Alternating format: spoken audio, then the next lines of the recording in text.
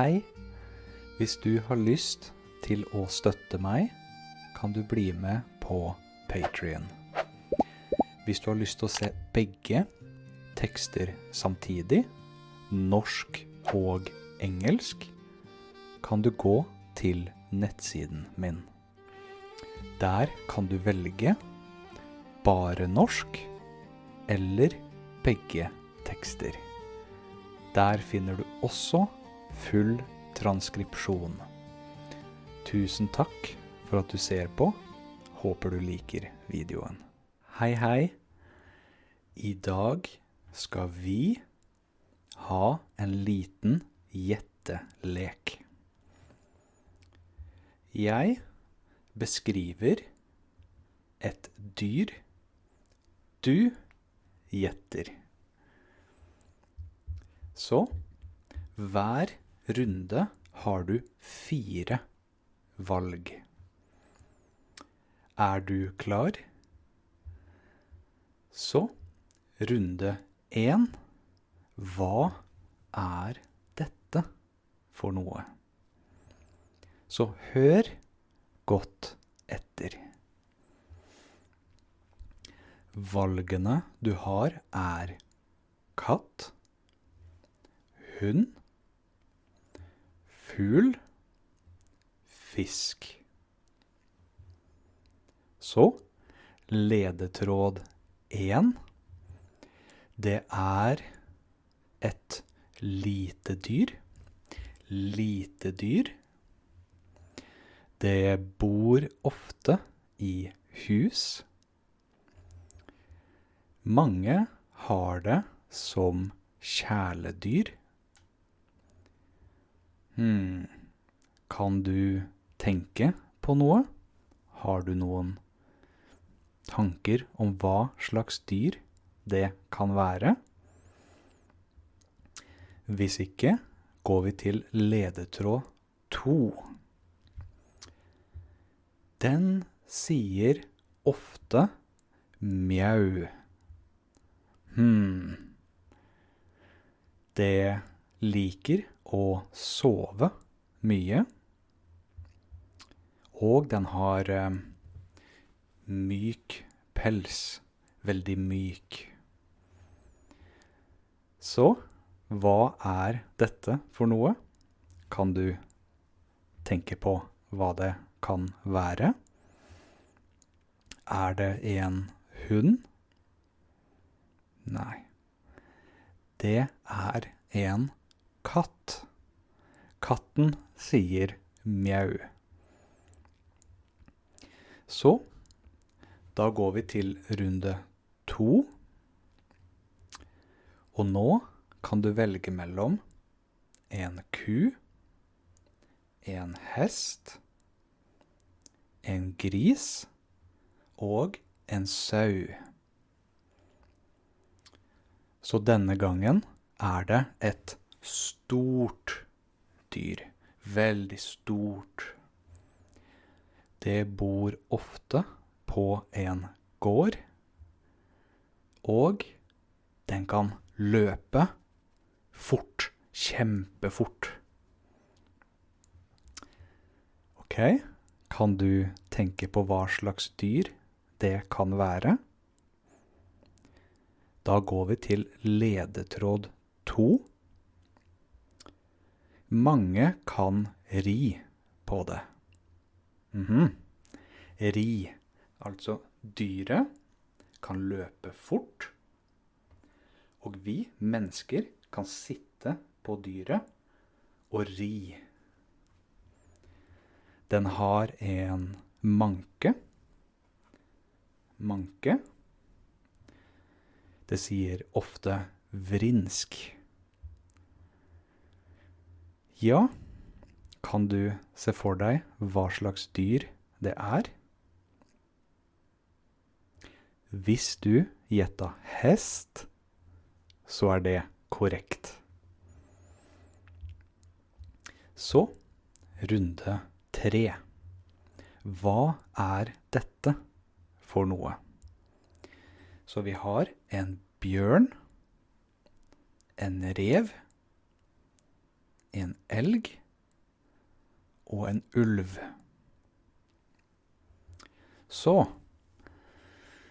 det er et vilt dyr. Vilt, så det har skumle tenner. Det bor i skogen, og det er veldig sterk. Så stor og sterk. Så, har du noen tanker for hva det kan være? Da går vi til ledetråd 2. Det liker honning og bær. Det kan også stå på 2 bein i stedet for 4. Så mange dyr, veldig mange dyr, står på 4 bein. Men dette dyret kan reise seg opp. Den blir veldig, veldig høy og skummel.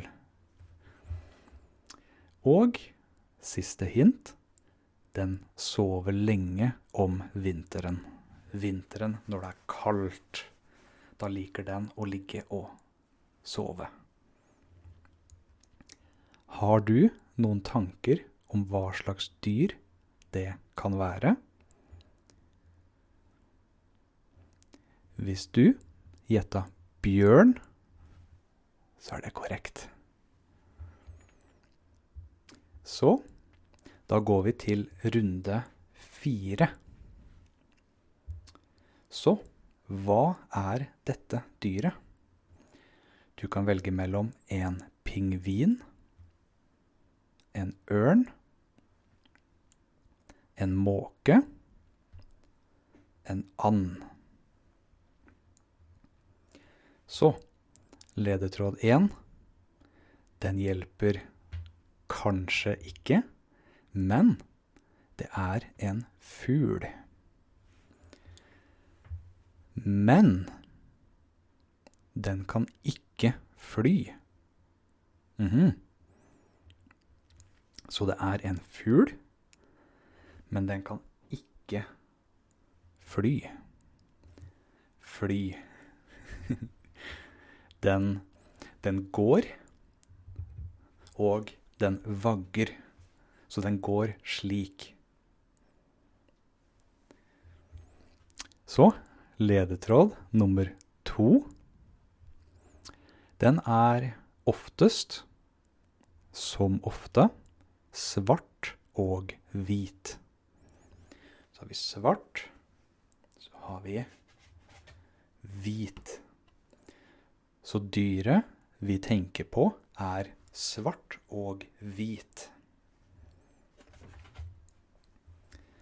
Den svømmer veldig bra. Så svømme. Dyret vi tenker på svømmer veldig bra. Den bor ofte på kalde steder. Så kan du tenke deg hva dyret er? Er det en ørn som flyr høyt oppe? Nei, fordi dyret vi ser etter kan ikke fly. Så svaret er at det er en pingvin.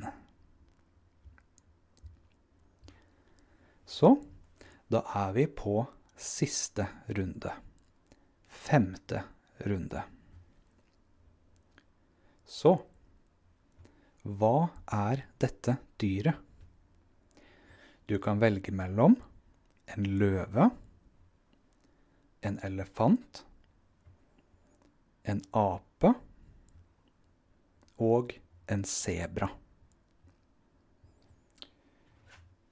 Og ja, zebra er også svart og hvit. Så da går vi til ledetråd 1. Det er denne gangen også et veldig stort dyr. Det bor ikke i Norge. Ikke i Norge. Den har tykk hud. Så hud er veldig tykk. Så den er veldig tung og stor. Har du noen tanker på hva det kan være? Så, ledetråd 2. Den har store ører. Så det her er ører. Så dyret vi tenker på har store ører. Den har en snabel. Vi mennesker har ikke snabel, men snabelen er på samme plass som vi har nese. Og snabelen er lang. Så dyret har store ører og lang snabel. Den er også veldig sterk og stor, og den kan løfte ting med snabelen. Den kan ta tak med snabelen og løfte ting, bære ting rundt. Så, har du noen tanker på hva svaret kan være? Hvis du svarte elefant, så er det korrekt. Så bra at vi nå er ferdig med alle 5 spørsmålene. Hvor mange klarte du å få korrekt? Klarte du å få 1, 2, 3, 4 eller 5 korrekt? Så gjerne skriv nede i kommentarfeltet, så skal jeg lese alle sammen. Så, jeg håper du likte videoen, og så ses vi i neste video. Ha det bra.